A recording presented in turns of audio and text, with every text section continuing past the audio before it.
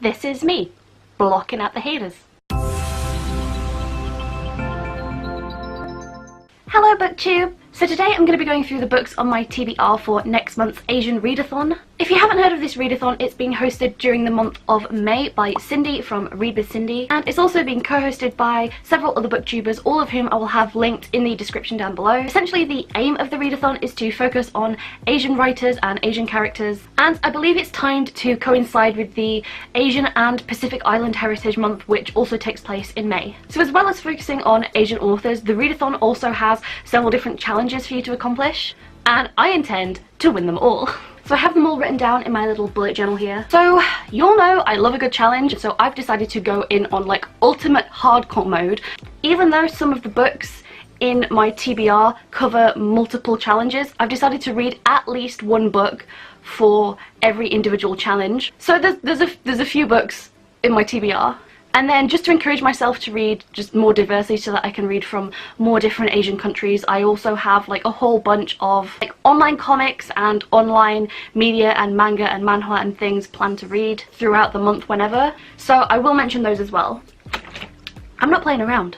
I feel like I've rambled way too much, so let's just get into the TBR. So the first book in my May TBR is 1000 Beginnings and Endings, and this is the group book for the readathon. So this is a collection of short stories from a whole host of really wonderful and amazing Asian authors, and the best part is that they're all retellings of various Asian myths and legends, which is something I am so excited about. We've just started covering Japanese myths and legends in my Japanese speaking class, so I'm really interested to see if I will recognize any of these stories, even though they're like obviously going to be retellings. So next on my May TBR is Sputnik's Sweetheart by Haruki Murakami, who is a Japanese author. So I have kind of mixed feelings about Haruki Murakami as an author. I've been interested in reading some of his work for a while, but then during my one of my stupid joke videos about like the Bad Sex Awards for 2018, one of Haruki Murakami's books, an excerpt from one of these books was featured in there, and the excerpt that I read, at least I interpreted it to be a rape scene rather than a sex scene,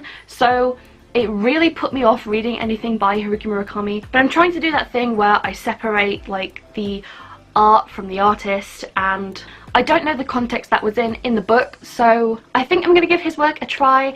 And this isn't the book that I was most interested in reading by him, but this story does centre around a girl who is in love with an older woman, so it does therefore feature intersectional characters, and is also a translated work, so this could fill out all the challenges except for the graphic novel challenge. But I think, seeing as I'm on hard mode, this book is only really going to complete the one challenge for me. It's also really short as well, which is like really going to help me out. And let me just tell you a story. I was really inspired by Cindy from Read with Cindy's really minimalist lifestyle, because I am not normally about that lifestyle. I am like a book hoarder. But she talks all the time about how she makes great use of her resources and utilizes her local library all the time. So I actually went out and got myself a library card, and I thought, you know what, I'm gonna get maybe this book or a couple of the books on my TBR from my local library. And guess what? They did not have any of the books I wanted to read for this TBR. Not one. My library didn't have a single Haruki Murakami book. I had to go out and buy this, and you know, sometimes you're trying to turn over a new leaf and the world just won't let you. The third book on my TBR for May is Timekeeper by Tara Sim. And aside from the fact that this book has a beautiful cover, I've heard a lot of good things about this book. She is kind of thick, it's a little bit of a chunky read, so I'm hoping that this won't slow me down or anything, but it's pretty big font inside, and from what I've heard, this is sort of an almost steampunky-esque story about an alternative London in which clocks control the world. That just sounds so cool. So I'm really interested to read this, and it had been on my radar for a while, even before this TBR, but this just gives me an excuse to read it. I'm not sure either, but I think this book might feature intersectional characters in the form of a male-male romance, so I'm interested to read that and see if that will let me tick off anything else for this challenge. The fourth book on my May TBR is The Bone Witch by Rin Chupeco. And look at this cover. So Rin Chapeko is a Filipino author, and I believe this book is about like a witch slash necromancer girl who can raise the dead and is therefore like cast out of her society, or maybe she goes away to be trained, something like that. And you know, it just sounds like really dark and mysterious and definitely the kind of thing I would like to read. So I am super excited to get to this in the month of May. The fifth book on my May TBR is Want by Cindy Pon. So Cindy Pon is a Taiwanese author, but when I looked it up, there was some debate over whether or not that counted as being part of China. And I have no idea about like current political geography, but when I looked into things, most of the things on like her author pages spoke about like Taiwanese culture or Taiwanese cooking, so I decided to put her under Taiwanese rather than Chinese. But if I'm wrong about that, you can totally correct me in the comments down below. But either way, I believe this is a sci-fi, and therefore it's the only sci-fi in my list. Nearly all the other books I'm reading are fantasy in some way. So I don't know much about this, but I believe it's something like the wealthy can afford to protect themselves and extend their lifespans somehow, while those who are poor cannot and end up suffering and dying. And it sounds a little bit dystopian. The cover looks kind of cyberpunky, and I'm really digging like the vibes of this cover. If you saw me like unbox this in my TBR, you'll know like I really love this cover. This is thankfully a slightly shorter book than some of the others, so we'll see how I fare. Hopefully I can like get through all of these in May. But I am really excited to read this one. Book number 6! You probably know what it would be if you've seen my TBR especially. That is An Ember in the Ashes by Sabaa Tahir. So Sabaa Tahir is a Pakistani author, and I have just heard so many people rave about this fantasy series. I believe it's set in a world that's sort of like based loosely on ancient Rome, and there's something about like a challenge to the death in there. And you know, it's just, I'm always here for a really good fantasy, and I think this may be the longest book on my TBR. I'm not entirely sure, but it's definitely one that I can see myself really getting into. Like, of all the books here, this one seems the most like the kind of thing that I would typically pick up. So I am very hyped for this one. So everything else that comes from here are either like graphic novels or manga or manhwa or like online comics, that sort of thing. So for the graphic novel challenge, I did consider reading My Solo Exchange Diary, which is the sequel to My Lesbian Experience with Loneliness. I've decided to hold off on that because I'm also trying to like branch out and try new authors and artists that I haven't heard of before, so I have a bunch written down that I'm going to try and get to this month. So the first graphic story that I'm going to be reading is The Boat by Nam Lee. So this is one that was recommended by Read with Cindy, and it is a Vietnamese webcomic, and I think it might be either slightly interactive or possibly have parts animated or something like that. I'm not entirely sure because I haven't read it yet. But apparently it's really short, and since it came recommended directly from Cindy, I decided to put this one onto my TBR. The next graphic story that is on my TBR is Tamen Degushi by Tan Jiu.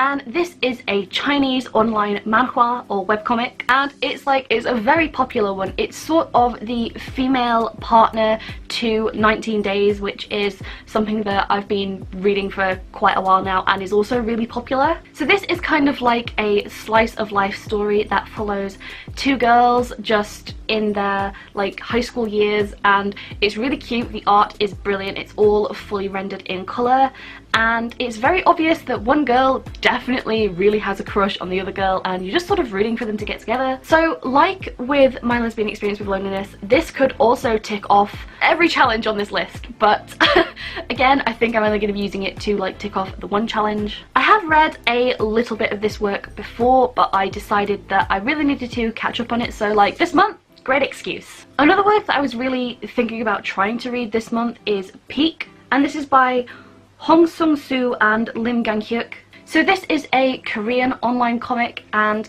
I think it follows like some climbers or mountaineers, and it might be like a mountain rescue team, I'm not entirely sure, but I read a preview of it, and the art, aside from being like really dark and gritty and fantastic.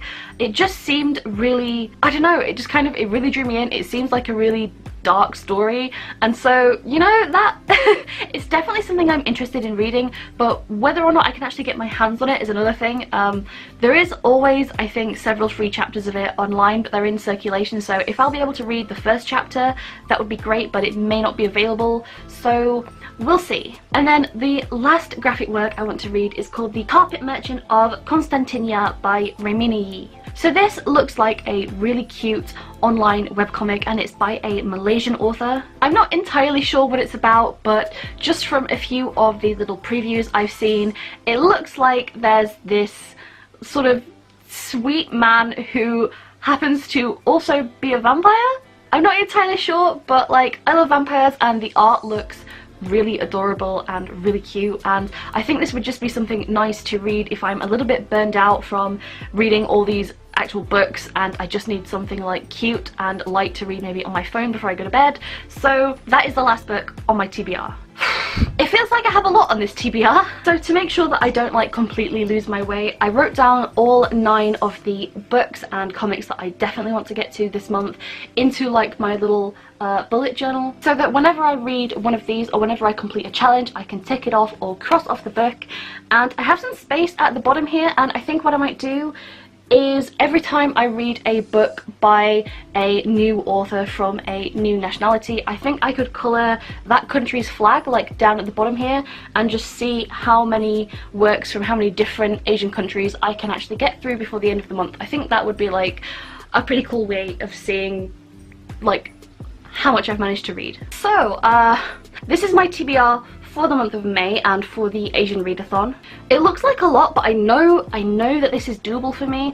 I tend to read like between 1,500 and 2,500 pages a month, and that's without really trying, and I don't always read every single day, and I think this adds up to about 2,500 pages that I need to read in order to complete all these books. So I know that I definitely can get through this if I try, and I'm really not worried about the webcomics either. I can get through those very quickly. Like, I read a lot of manga, I read a lot of comics, I can absolutely do that. So I have a total of 6 books and either 3 or 4 online graphic works to get through for the month of May. Which might sound ambitious, but then you also have to factor in the fact that I start a new job on the 29th of April. I may just be setting myself up for a huge failure. So yeah, the most ambitious TBR I've ever set myself, starting on the same week that I start a new job. Who knows, maybe I just hate myself. No, but really, I plan to read these books during my commute. And as if that weren't enough, I think I might like do weekly vlogs throughout this readathon because, you know, why not make things harder for myself? So if you're interested in seeing reading vlogs for this Asian Readathon, then definitely look out for those on my channel, because hopefully I should have them like popping up throughout the month of May, and you'll be able to see me struggle to adapt to a new form of employment. Because, you know, your girl really knows how to make a vlog interesting. So that was my TBR for the month of May, which starts in a couple days. I'm really excited to be reading a lot of these books, and I'm really glad that this Asian Readathon came around, because not only has it like really inspired me to read a whole bunch of work from several authors that I may not necessarily have picked up before. I'm looking at you, Haruki Murakami. But also, I love a good challenge, and you know, I will take absolutely anything as an excuse to buy and read more books, and so here we are. So let me know in the comments down below if you're also doing this readathon, and you know, are you also planning to read any of the books that I've picked out for these challenges? Also, feel free to link me to your own TBRs for this month's challenge, because I would absolutely love to see what other people are reading. And you know, feel free to tell me how screwed I am for picking such a large TBR in such a busy month. So yes, I've rambled way long enough now, so it's time to end this video. So I hope you guys enjoyed this. I hope you're all looking forward to the readathon, and yeah, that's about it from me. Peace out.